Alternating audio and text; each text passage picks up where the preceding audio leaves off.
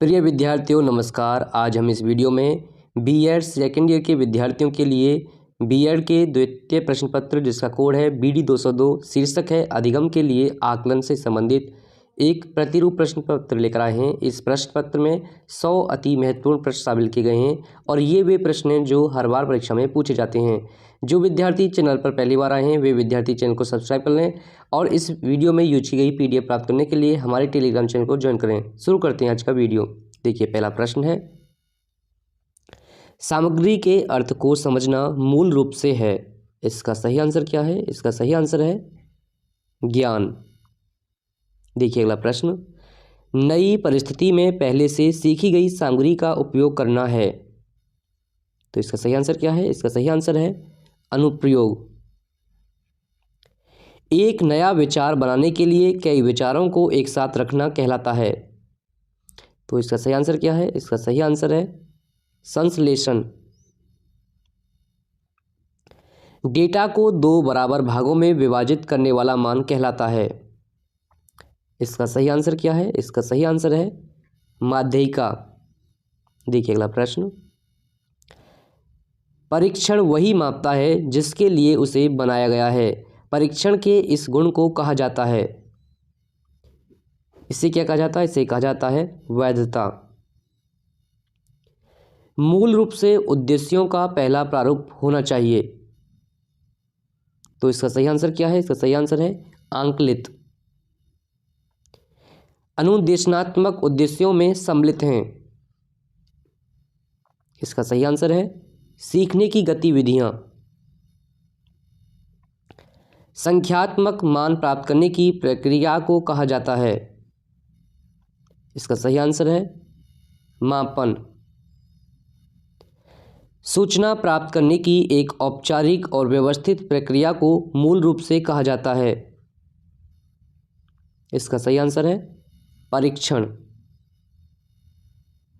अनुदेशन के अंत में उपलब्धि का आकलन करना है।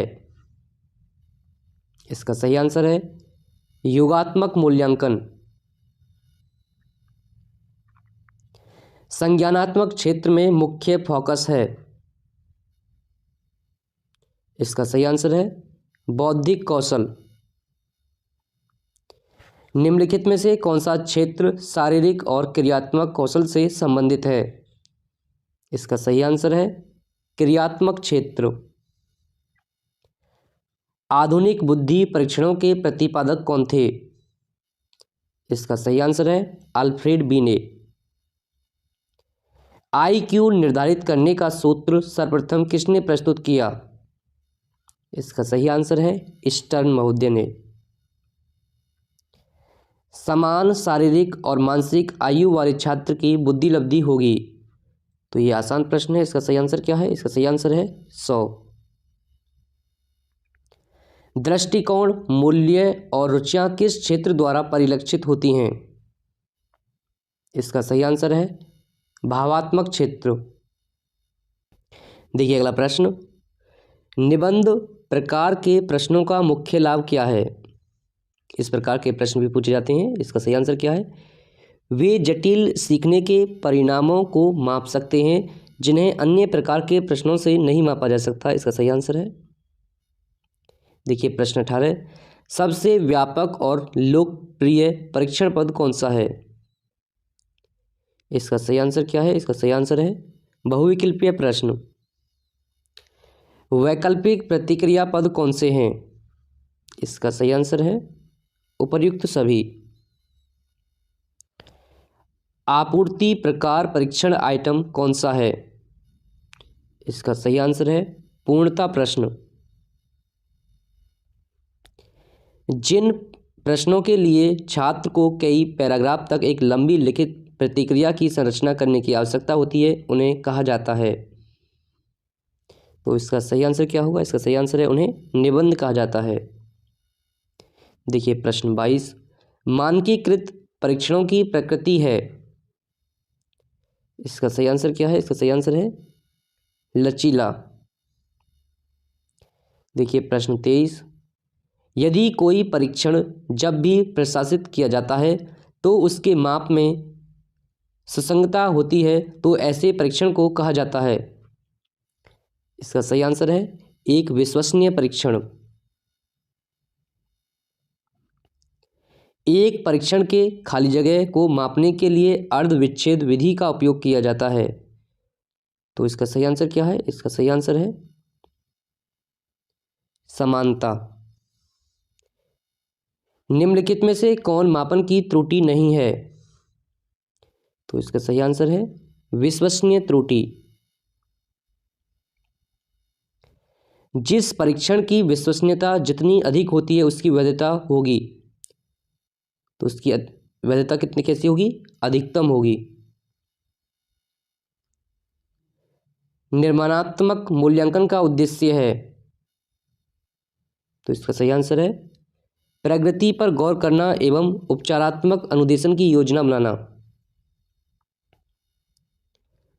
संज्ञानात्मक डोमेन का उच्चतम स्तर है, इसका सही आंसर है मूल्यांकन।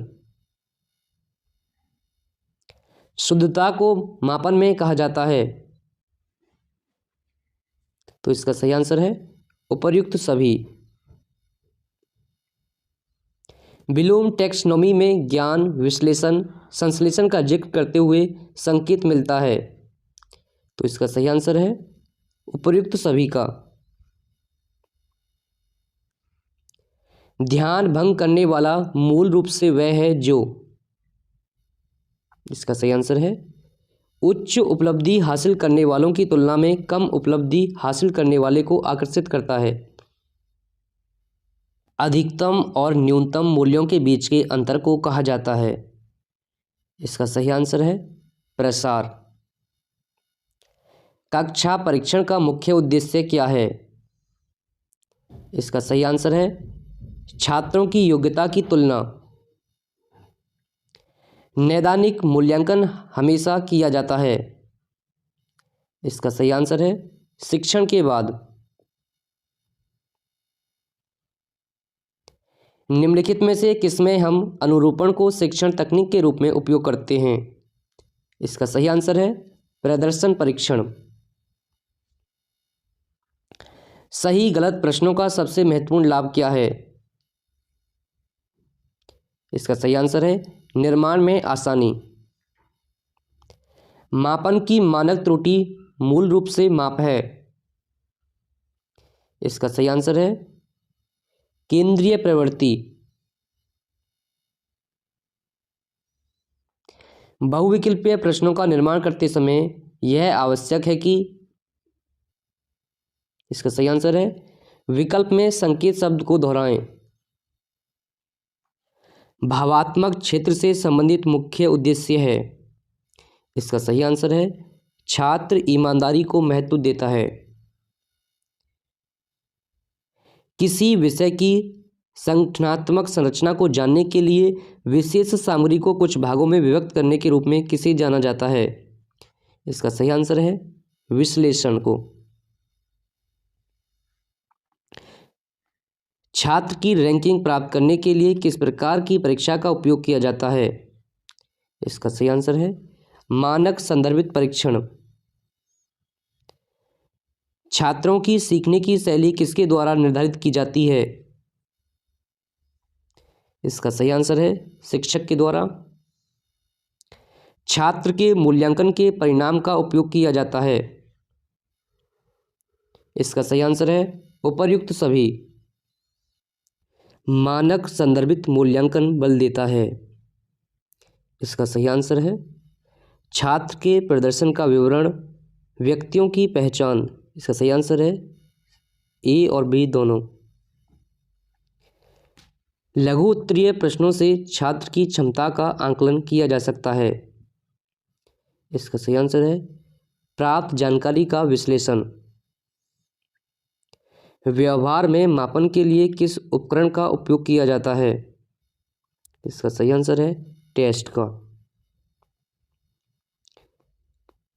निम्नलिखित में से सही अनुक्रम है? इसका सही आंसर है परीक्षण मापन आकलन मूल्यांकन।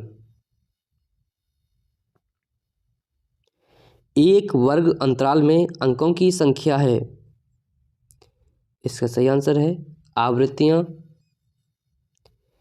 एमसीक्यू में गलत विकल्प होते हैं। इसका सही आंसर है विचलित करने वाले। देखिए प्रश्न 50, यदि किसी छात्र की शारीरिक आयु 10 वर्ष और मानसिक आयु 12 वर्ष है तो उसका आईक्यू होगा। देखिए आईक्यू बराबर होता है मानसिक आयु अपॉन शारीरिक आयु गुणा 100। तो इसके यहाँ की जो मानसिक आयु कितनी दी है, मानसिक आयु दी गई है 12 है, और जो शारीरिक आयु कितनी दी गई है वो दी गई है 10, और आपको गुणा करना कितने का 100 का। तो 10 से आपको इसको 100 को 10 बार काट देंगे तो कितना हो जाएगा 12 गुणा 10 120। इसका सही आंसर क्या है, इसका सही आंसर है 120। जो आईक्यू का है ये आईक्यू का आपको फॉर्मूला भी याद होना चाहिए, ये भी पूछा जाता है। तो इसका सही आंसर क्या है 120। देखिए प्रश्न 51, निम्नलिखित में से कौन सा परीक्षण उद्देश्यों के आधार पर परीक्षण का प्रकार नहीं है। तो इसका सही आंसर है निबंध प्रकार परीक्षण। देखिए प्रश्न अगला, निम्नलिखित में से कौन सा वैधता का प्रकार नहीं है। इसका सही आंसर है होयट वैधता का एक प्रकार नहीं है। चर्चा विधि किस प्रकार के साक्षात्कार विधि में सम्मिलित है। इसका सही आंसर है केंद्रित साक्षात्कार। जब साक्षात्कारता केवल एक होता है तो साक्षात्कार कहलाता है। इसका सही आंसर है व्यक्तिगत साक्षात्कार। मापन मूल रूप से है, तो इसका सही आंसर क्या है, इसका सही आंसर है संख्यात्मक मूल्य। किसी पेपर में छात्र का अंक है, तो इसका सही आंसर क्या है, इसका सही आंसर है वो मापन को दर्शाता है। अभिवृत्ति मापन के लिए किस पैमाने का उपयोग किया जाता है। तो इसका सही आंसर है लिकर्ट स्केल का उपयोग किया जाता है। मूल्यांकन का अर्थ होता है, इसका सही आंसर है परिणाम या प्रगति की जांच करना। हमारे विद्यालयों में इस्तेमाल किए जाने वाले अधिकांश परीक्षण हैं, तो इसका सही आंसर है उपलब्धि परीक्षण। छात्र की क्षमता का विश्लेषण करने के लिए मूल्यांकन किया जाता है। इसका सही आंसर है पूर्णता प्रकार के प्रश्नों से। एक सीमा तक प्रतिभागियों के लिए अध्ययन के परिणामों को सामान्य कर सकते हैं, उन्हें कहते हैं। इसका सही आंसर है बाह्य वैधता। देखिए जितने भी प्रश्न हमने इस वीडियो में शामिल किए गए हैं ये प्रश्न पूछे गए प्रश्न हैं, इसीलिए हमने शामिल किए हैं, और आपको ये सभी प्रश्न याद कर लेने हैं क्योंकि यही प्रश्न बार बार रिपीट होते हैं। देखिए प्रश्न 62, परीक्षण का गुण जो उच्च उपलब्धि और निम्न उपलब्धि में छात्रों को विभेद करता है वह क्या है। इसका सही आंसर है भिन्नता। देखिए प्रश्न 63, यदि किसी परीक्षण की अंकन प्रक्रिया किसी अन्य कारक द्वारा प्रभावित नहीं होती है तो परीक्षण की गुणवत्ता को मूल रूप से कहा जाता है। इसका सही आंसर है वस्तुनिष्ठता। शैक्षिक परीक्षण की प्रक्रिया में प्रयुक्त सबसे व्यापक शब्द जो मूल रूप से निम्न के रूप में जाना जाता है तो उसे क्या कहते हैं, उसे कहते हैं मूल्यांकन। देखिए अगला प्रश्न, परीक्षण के निर्माण में प्रथम पद कौन सा है। तो इसका सही आंसर है किस प्रकार के परीक्षण का प्रयोग करना है इसका निर्धारण करना परीक्षण के निर्माण में प्रथम पद होता है। देखिए प्रश्न 66, एक अभिक्षमता परीक्षण सदैव मापता है। जो अभिक्षमता परीक्षण है वो क्या मापता है, प्राप्त क्षमता को मापता है। शिक्षा में गुणवत्ता किस परीक्षण के उपयोग द्वारा संभव है। इसका सही आंसर है मानकीकृत उपलब्धि परीक्षण के द्वारा। उपलब्धि परीक्षण माला का आमतौर पर उपयोग किया जाता है। इसका सही आंसर है डिग्री स्तर पर। मिलान प्रकार के प्रश्नों में कितने कॉलम होती हैं। ये काफ़ी आसान प्रश्न है, इसका सही आंसर है 2 कॉलम। उच्च और निम्न उपलब्धि वाले छात्रों को किसके द्वारा अलग किया जाता है। इसका सही आंसर है उपयुक्त सभी के द्वारा। मापन का प्रथम पद है। क्या मापन करना है, इसका निर्णय करना। सीखने की प्रक्रिया के मापन के लिए किस प्रकार के मूल्यांकन का उपयोग किया जाता है? इसका सही आंसर है रचनात्मक मूल्यांकन। मूल्यांकन का मुख्य उद्देश्य किस प्रक्रिया के बारे में निर्णय करना है? इसका सही आंसर है गुणवत्ता। मूल्यांकन का उद्देश्य क्या है?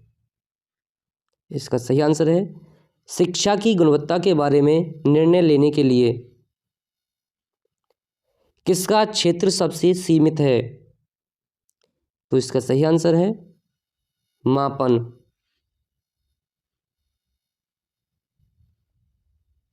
रचनात्मक मूल्यांकन का उद्देश्य क्या है? इसका सही आंसर है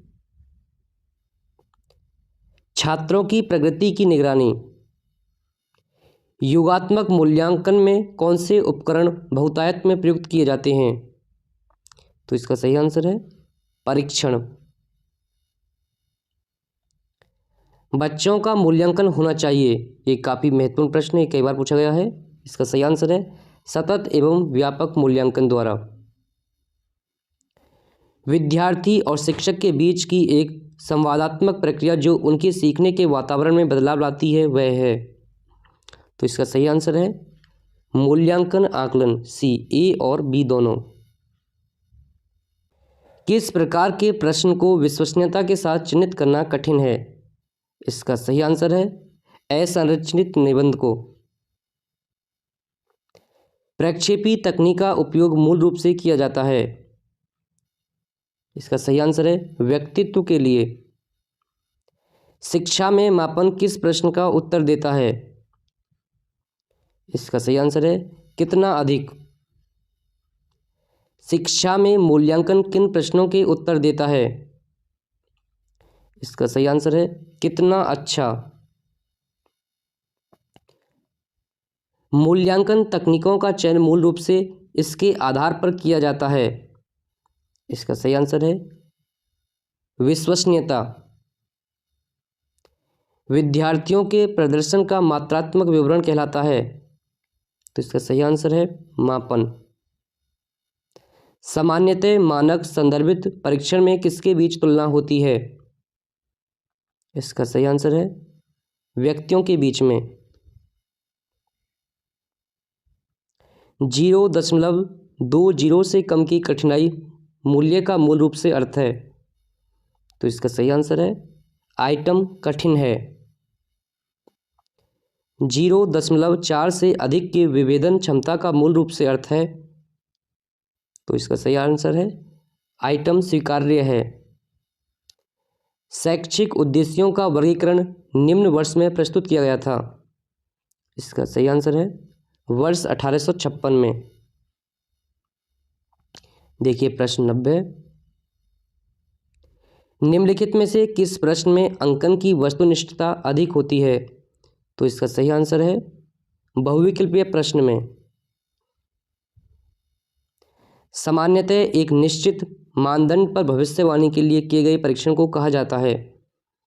इसका सही आंसर है योग्यता परीक्षण।